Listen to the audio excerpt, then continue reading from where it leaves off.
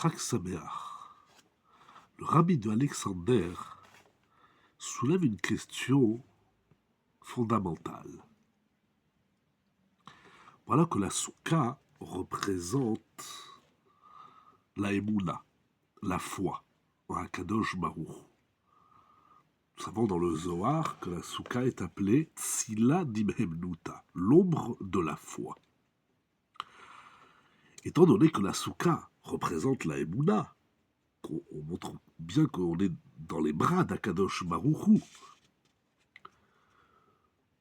nous devrions rester toute l'année dans la soukha. Le symbole, l'idée de la soukha est valable toute l'année, on devrait rester dans la soukha toute l'année.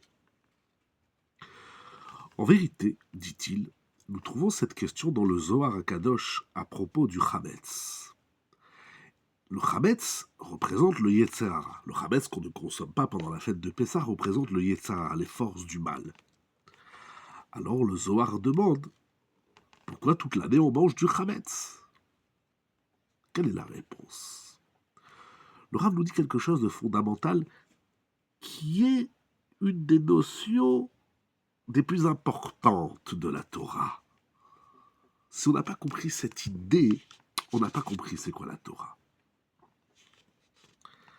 Lorsque nous brûlons le Chametz pour la fête de Pessah, alors le Chametz, le Yetzer Hara, ne nous dérangera plus toute l'année.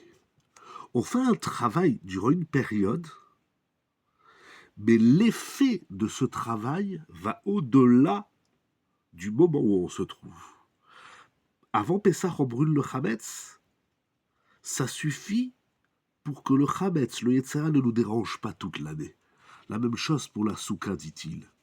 Si pendant les 7 jours de Soukot, on s'est imbibé de foi de Emouna, alors on n'a pas besoin de rester dans la soukha toute l'année.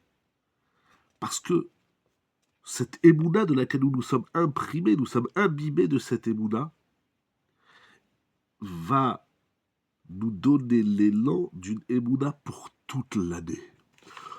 C'est-à-dire que ce qu'on fait aujourd'hui, ça a un effet au-delà du moment présent, ça voyage dans le temps. Et toute l'année, quand on est à la maison, c'est comme si on est dans la Emouna. Et toute l'année, quand on mange le Chametz, on n'est plus exposé au danger du Yetzer Hara. Incroyable.